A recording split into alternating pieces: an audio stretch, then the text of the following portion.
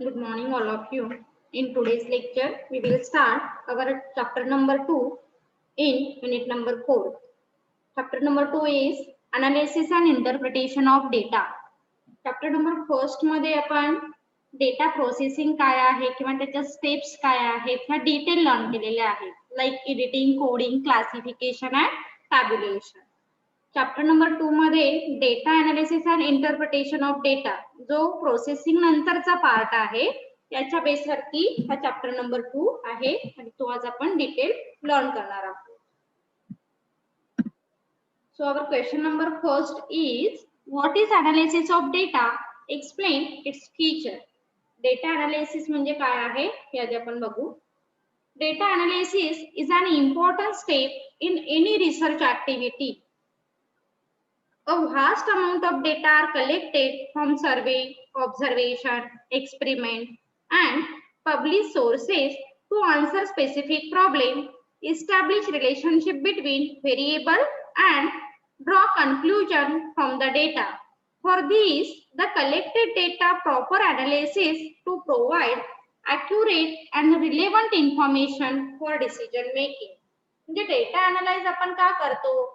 Basic thing and simple thing काय आहे? For take a decision और for a making decision. So data analysis is very important step in any research activity. म्हणजे कोणताही research असेल तर प्रत्येक रिसर्चला डेटा अनालिसिस ही ऍक्टिव्हिटी करावीच लागते किंवा ही स्टेप करावी लागते. A data vast amount of data are collected from survey. आणि जो आपण डेटा कलेक्ट करतो त्याबद्दल सांगितलेलं आहे, लाईक मग सर्वे असेल, ऑब्झर्वेशन असेल, एक्सपेरिमेंटेशन असेल किंवा काही पब्लिक सोर्सेस असतील, त्यामधून आपण काय करतो? आपला डेटा कलेक्ट करतो आणि ह्या डेटाचं रिलेशन काय आहे आपल्या ऑब्जेक्टिव्ह सोबत हे कुठे अनालिसिस मध्ये फाइंड आउट केलं जातं. And draw some conclusion from our data. So this is called the analysis of data. Name features of analysis of data. काही फीचर सांगितलेले आहेत ते बघा काय आहेत. फर्स्ट आहे it is a detailed evaluation of the obtained accurate relevant information for decision making. Analysis of data मध्ये काय केलं जातं तर जे अॅक्युरसी आहे किंवा detail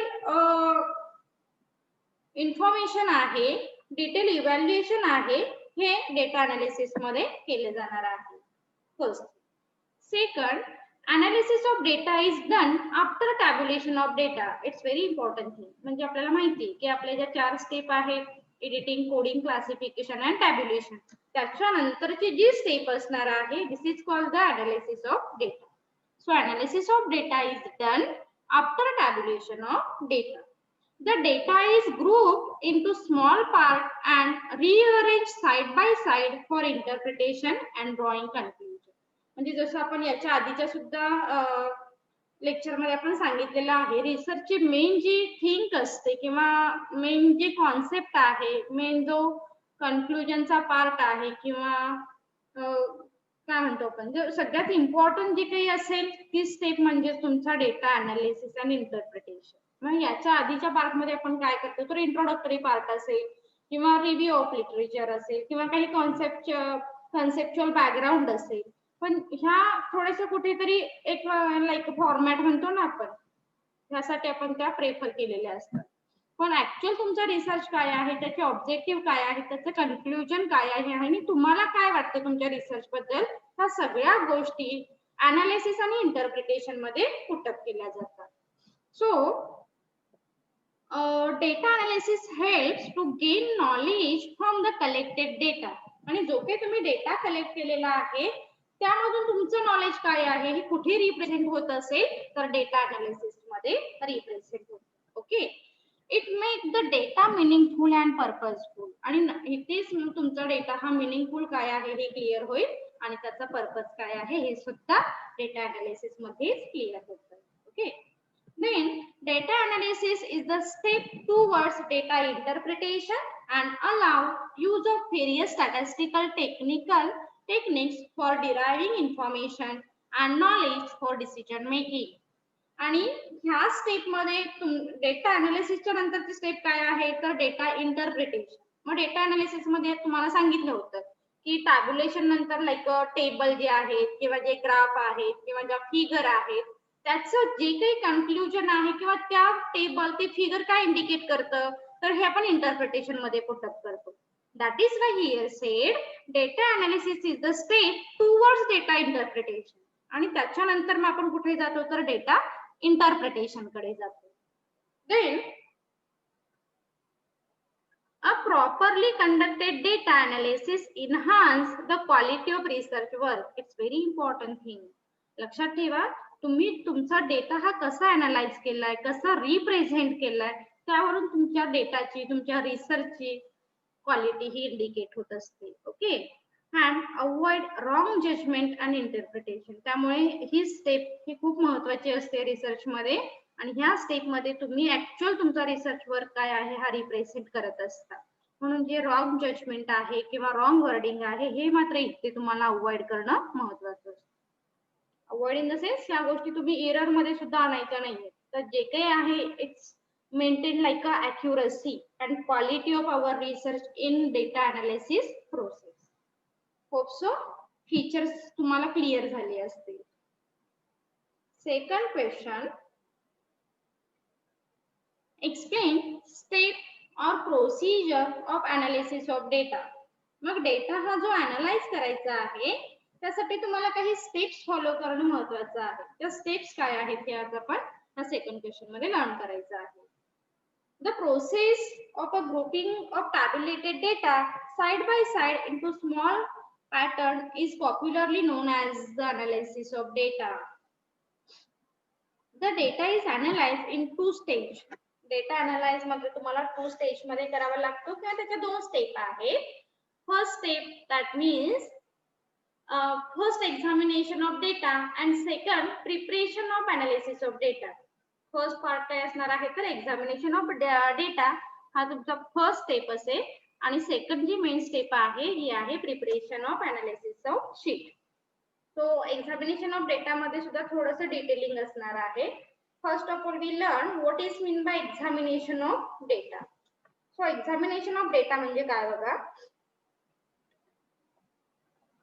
This is the first step in the processing of data analysis. This is the first step in the process of data analysis. Data need to be examined carefully to ensure that only useful or accurate, reliable and factual information is used for interpretation purpose. आणि काय करतो आपण तर actual जी जो आपला data आहे किंवा जो मिनिंगफुल डेटा आहे फॅक्च्युअल डेटा आहे रिलायबल डेटा आहे तो इथे एक्झामाइन केला जाणार आहे. So this is the first step in the processing of data analysis. Data need to be examined carefully to ensure that only useful, accurate, relevant and factual information is used for interpretation purpose. आणि कोणत्याही गोष्टी म्हणजे खूप सारा data collect केला म्हणून त्याचं interpretation नाही केलं जात. जो फॅक्च्युअल आहे जो युजफुल आहे जो रिलेव्हंट आहे असाच डेटा इंटरप्रिटेशन पर्पज साठी यूज केला जातो. Okay so examination of data before it is interpreted is very much necessary because many times excess and unwanted data are collected along with the useful and relevant. आणि बऱ्याच वेळी काय होतं तर unnecessary data सुद्धा इथे कलेक्ट केला जाऊ शकतो. Therefore, it is advisable and useful to examine data before it is the interpreted. म्हणून कोणताही डेटा इंटरप्रेट करण्याच्या आधी तो एक्झामाइन करणं हे महत्त्वाचं आहे. That's why this is very important step of data analysis. Okay जो डेटा तुम्ही कलेक्ट केलेला आहे तो आधी काय करा तर एक्झामाइन करा. मग एक्झामाइन करणं म्हणजेच काय तर डेटा तो ॲक्युरेट आहे का तो रिलेव्हंट आहे का किंवा तो रिलायबल आहे का फॅक्च्युअल आहे का ह्या गोष्टी चेक करणं म्हणजेच एक्झामिनेशन ऑफ डेटा असेल. सो त्यामध्ये आपल्याला काही स्टेप परत फॉलो करावे लागतील. फर्स्ट आहे रिलेव्हन्सी ऑफ डेटा. एक्झामाइन करणं म्हणजेच काय तर रिलेव्हन्सी ऑफ डेटा चेक करणं व्हॅलिडिटी ऑफ डेटा चेक करणं प्रॅक्टिकॅबिलिटी काय आहे हे चेक करणं that means examination. So relevancy of data. Relevancy of data means retaining only the relevant data to the problem under study. The information which is not directly related to the problem is rejected. म्हणजे लक्षात ठेवा, रिलेव्हन्सी of data मध्ये काय एक्झामाइन करतो आपण, जो आपण data घेतलेला आहे तो आपल्या ऑब्जेक्टिव्हशी रिलेटेड आहे किंवा नाही हे चेक करण्याचं काम रिलेव्हन्सी ऑफ डेटा मध्ये केलं जातं. Okay, so they otherwise use of unwanted or irrelevant data along with required data would affect the interpretation work. आणि जर तुम्ही एक्झामाइनच नाही केला आणि डायरेक्टली इंटरप्रिटेशन कडे गेला तर मात्र तुमचे रिझल्ट प्रॉपर मिळतील का तुम्हाला, नक्कीच नाही. That is why this is very important step of data analysis. Is it clear? Hope so तुम्हाला रिलेव्हन्सी ऑफ डेटा क्लिअर झाला असेल. Second thing, validity of data. It means the accuracy and reliability of data for analysis purpose. Only factual, accurate and valid data should be selected to enhance the accuracy and usefulness of finding. म्हणजे तुमचा data हा जसं सांगितलं की तो accurate असणं, reliable असणं, valid असणं हे महत्त्वाचं आहे. फॉर एक्झाम्पल, म्हणजे आता मला काय करायचं आहे, कस्टमर सॅटिस्फॅक्शन ॲज युजल आपलं जे नेहमीचं एक्झाम्पल आहे, कस्टमर सॅटिस्फॅक्शन चेक करायचं आहे. तर मी खूप 10-15 वर्षापूर्वीचा डेटा कलेक्ट केला असेल आणि तो जर मी आता अनालाइज करत असेल तर मला रिझल्ट मिळतील का हो, नक्कीच नाही. म्हणजे तो व्हॅलिड आहे का, नक्कीच नाहीये. कारण ट्रॅडिशनल वे मध्ये कस्टमर सॅटिस्फॅक्शन वरती इम्पॅक्ट करणारे फॅक्टर हे डिफरंट होते आणि आता मॉडर्न डेज मध्ये कस्टमर सॅटिस्फॅक्शन वरती इम्पॅक्ट करणारे फॅक्टर हे डिफरंट आहे. Okay, that's why here we check validity of data. तो व्हॅलिड आहे का, तो ॲक्युरेट आहे का, तो फॅक्च्युअल आहे का, तो रिलायबल आहे का, because it is directly impact on our quality of research work. That's why. And third point is practicability. Sometimes the collected data might be based on fact and relevant, but may not be of any use to particular problem. आणि बऱ्याच वेळी काय होतं, तर तुम्ही जो data collect केलेला आहे तो ओके रिलायबल आहे, ॲक्युरेट आहे, what ever it may be, पण तो प्रॅक्टिकली मात्र अप्लाय कुठेही झालेला बघायला मिळत नाही. आणि बऱ्याच वेळी म्हणजे असं सांगायचं झालं तर सोशल सायन्स मध्ये मात्र असे खूप सारा डेटा कलेक्ट होतो पण तो प्रॅक्टिकली मात्र जरा कमीच अप्लाय झालेला आपल्याला बघायला मिळतो. सो हे सुद्धा तुम्हाला अनालिसिस ऑफ डेटा मध्ये करावं लागेल. आपली पहिली स्टेप आहे. सेकंड स्टेप आहे प्रिपरेशन ऑफ अनालिसिस शीट. म्हणजे डेटा जेव्हा तुमचा कलेक्ट झाला त्याच्यानंतर तुम्हाला काय करावं लागेल, सॉरी एक्झामिनेशन झाल्यानंतर डेटा तुम्हाला प्रिपरेशन ऑफ अनालिसिस शीट बनवावी लागेल. After the examination of data the next step is prepare analysis sheet. म्हणजे एक्झामिन क्लिअर झाल्यानंतरच तुम्ही या स्टेप कडे येणं महत्त्वाचं आहे.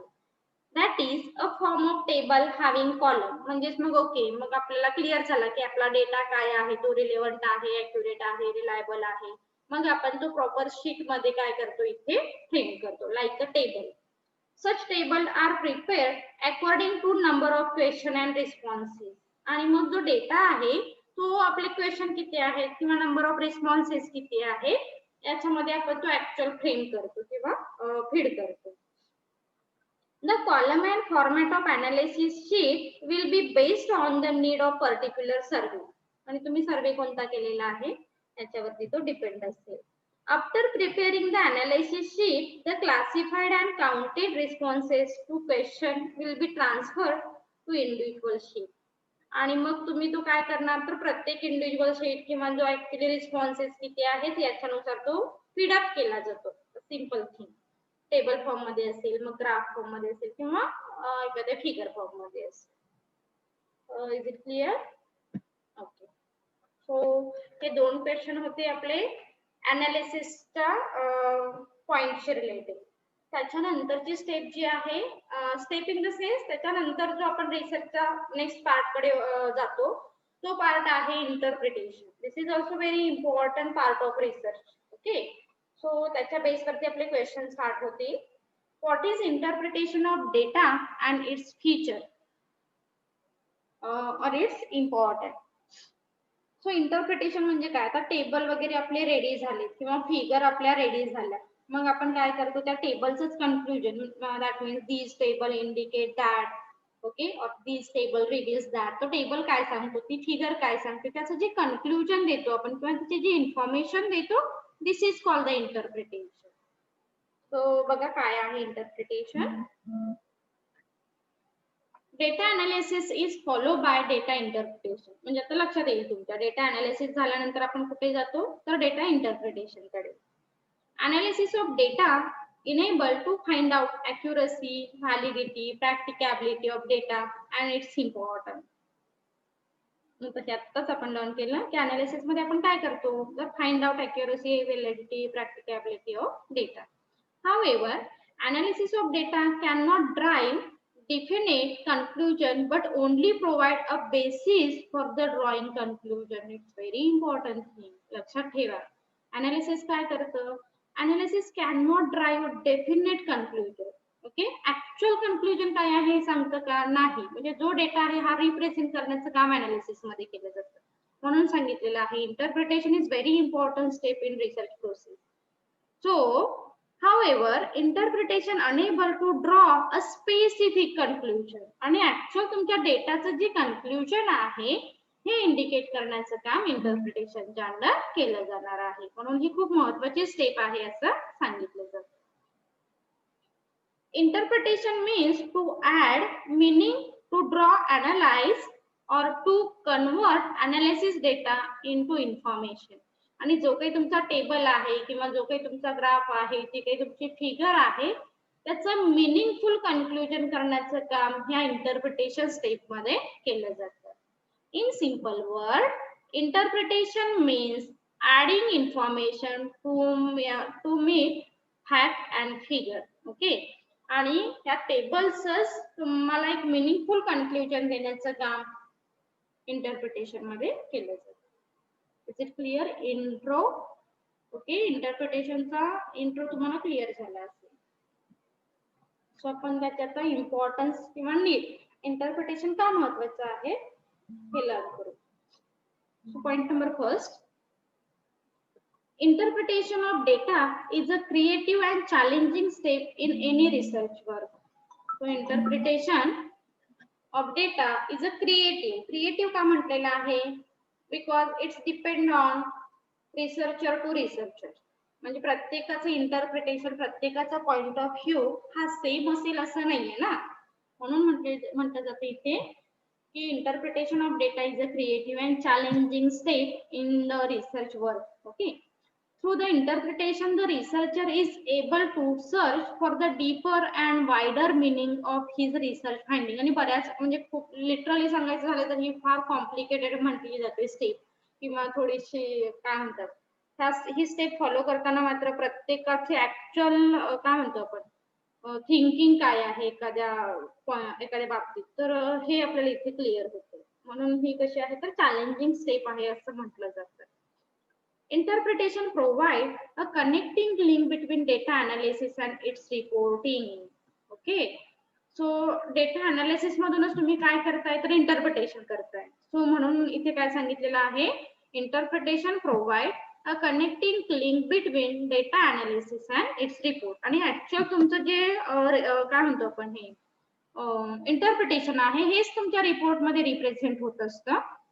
That's why it is a connecting link between the collected data and problem. काय सांगितलेलं आहे, it is a connecting link between the data collected and problem. म्हणजे ऍक्च्युअली तुम्ही डेटा कोणता कलेक्ट केलेला आहे, तो कसा रिप्रेझेंट केलेला आहे, तो कसा अनालाइज केलेला आहे, हे एक लिंक सुरुवातीपासूनची कुठे एंड होणार आहे तर interpretation. Then it makes statistical finding more meaningful and make them ready for implementation purpose. So जे काही तुम्ही अनालिसिस केलेलं आहे त्याचं एक फाइंडिंग देण्याचं काम इथे इंटरप्रिटेशन मध्ये केलं जातं. That's why here said it makes statistical finding more meaningful. म्हणजे बऱ्याच वेळी असं होतं बघा की स्टॅटिस्टिकल गोष्टी खूप मेन्शन केलेल्या आहेत तुमच्या अनालिसिस मध्ये किंवा एखाद्या टेबल मध्ये काहीतरी तुम्ही वर्डिंग दिलेलं आहे वेगवेगळं, आणि आपण काय म्हणतो की आपला जो रिसर्च आहे तो फक्त कॉमर्सच्या स्टुडंटना समजायला हवाय की नक्कीच नाही, तर तो कोणत्याही कॉमन मॅनला they can easily understood our research. आणि हे अंडरस्टूड करण्याचं काम कोण करत असेल तर इंटरप्रिटेशन स्टेप ही करत असते. म्हणजे जो स्टॅटिस्टिकल फाइंडिंग आहे दे can easily convert in meaningful language. Okay.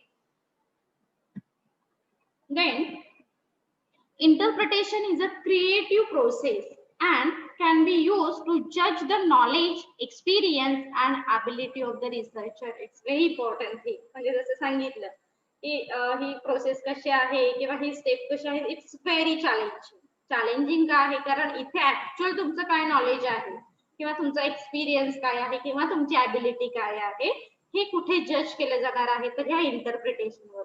म्हणजे जो टेबल आहे, जो ग्राफ आहे किंवा जी फिगर आहे ही काय रिप्रेझेंट करते हे तुमचं थिंकिंग लेवल, तुमचं जजमेंट किंवा तुमचं नॉलेज सांगतं ना. म्हणून ही स्टेप फार महत्वाची आहे असं सांगितलेलं आहे.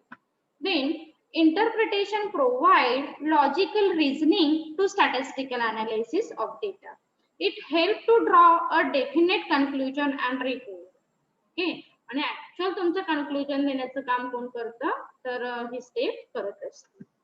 Interpretation of data provide a theoretical and practical knowledge which can be used as a guide for further research study.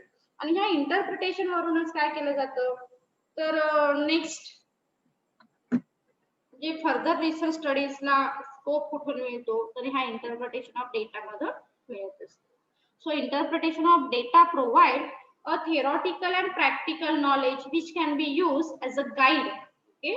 Interpretation काय आहे as a guide for the further research studies. And last point our finally interpretation of data add value to mere statistical figure. आणि काय करतात statistical figure actually indicate करण्याचं काम इंटरप्रिटेशनच्या under केलं जातं. Is it clear question? Hope so तुम्हाला need and importance clear झाला असेल. So our next question is what is interpretation of data and it's step. आता इंटरप्रिटेशन ऑफ डेटा आपल्याला लक्षात आलं काय आहे त्याच्या स्टेप्स. म्हणजे इंटरप्रिटेशन करताना काही स्टेप्स फॉलो करणं गरजेचं आहे. जसं आता आपण बघितलं डेटा अनालिसिस साठी काही स्टेप महत्वाच्या आहेत तशा इंटरप्रिटेशन साठी सुद्धा काही स्टेप महत्वाचे असतील. So before starting interpretation work, it is advisable and beneficial to ensure that the availability data are accurate, complete, valid and relevant. Interpretation करायच्या आधी तुम्हाला ह्या गोष्टी चेक करणं महत्वाचं आहे की तो डेटा ऍक्युरेट आहे, कम्प्लीट आहे, व्हॅलिड आहे की रिलेव्हंट आहे वगैरे. ओके. तर ह्या गोष्टी अनालिसिस मध्ये सुद्धा केल्या जातात म्हणजे जसं आपण त्याच्या इंट्रो मध्ये बघितलं होतं पण इंटरप्रिटेशन मध्ये सुद्धा महत्वाचं आहे. So the information is properly edited, classified and tabulated and arranged properly for use of statistical techniques.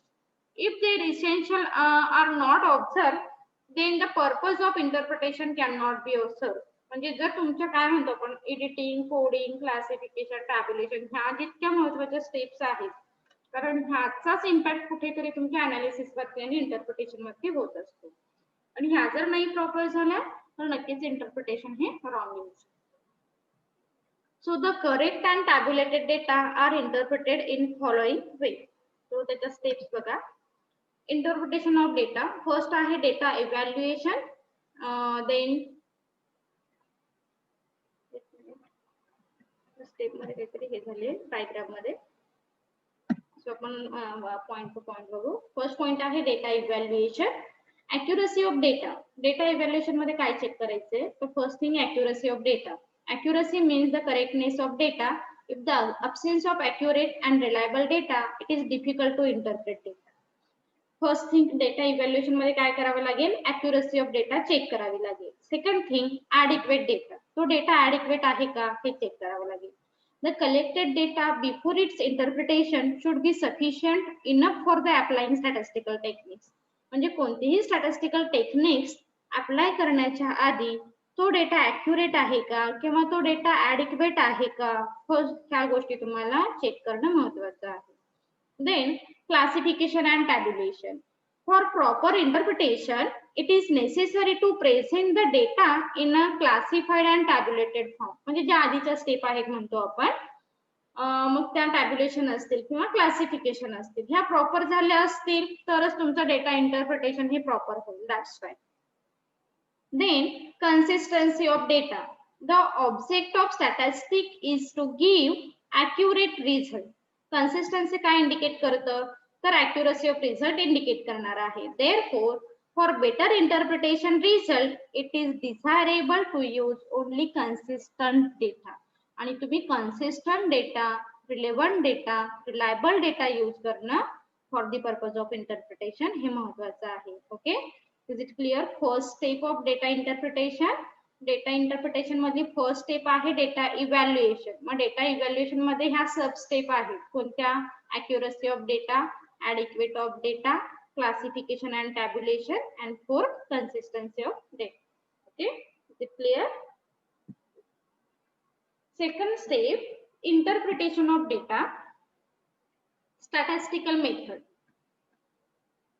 The analysis data are interpreted with the help of mathematical and statistical techniques. Statistical tool like percentage, index, average, graph, chart, measure of dispersion, etc.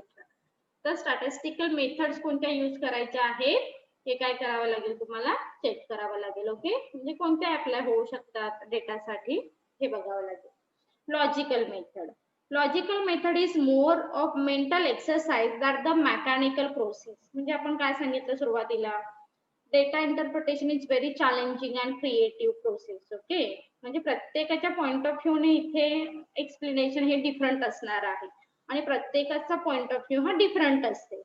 So logical method मात्र इथे तुम्हाला काही use करावे लागते. It is not based on any standard format और rules for the procedure, but rely more on human skill of common sense, value judgment, intelligence and foresight. म्हणजे आपण जसं म्हणतो ना की एखादी फिगर किंवा एखादी इन्फॉर्मेशन ही कशा प्रकारे रिप्रेझेंट करता येते, हा प्रत्येकाचा पॉइंट ऑफ व्ह्यू हा डिफरंट असणार आहे, प्रत्येकाचं लॉजिक डिफरंट असणार आहे, प्रत्येकाचं जजमेंट डिफरंट असणार आहे. ओके, सो इंटरप्रिटेशन मध्ये ह्या गोष्टी तुम्हाला बघणं तितकंच महत्वाचं आहे. पहिल्या गोष्टी की स्टॅटिस्टिकल मेथड तुम्ही कोणती यूज करणार आहे, मग त्यामध्ये ऍव्हरेज असेल, पर्सेंटाइज असेल, मेजरमेंट ऑफ डिस्पर्शन असेल, ह्या गोष्टी तुम्हाला फिक्स कराव्या लागतील. त्याच्यानंतर मग तो डेटा अजून काही छान प्रकारे आपल्याला रिप्रेझेंट करता येतो का, ह्यासाठी मग काही लॉजिकल मेथड सुद्धा तुम्हाला यूज करावे लागतील for the effective data interpretation. Is it clear? Okay, then next step, drawing tentative conclusion. Tentative. Okay, after evaluating the data, the researcher proceed to draw tentative or temporary conclusion. आता इथे तुम्हाला थोडंसं temporary conclusion काय करावं लागतं ह्या step मध्ये find out करावं लागतं.